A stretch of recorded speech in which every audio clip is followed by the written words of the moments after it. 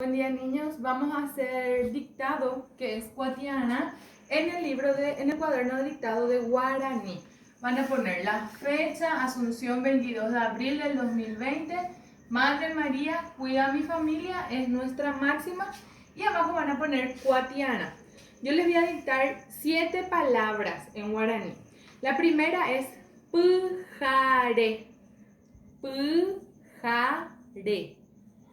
La segunda es pujarebe, pujarebe.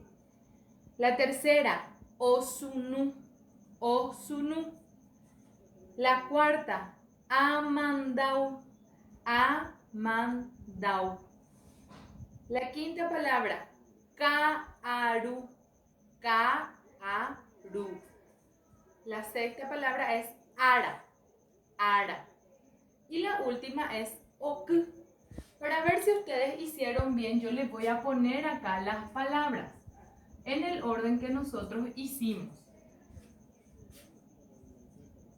Pujaré, pujarebe,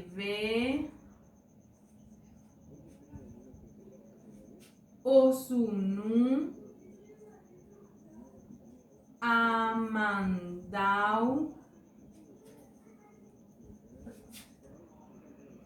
amandau,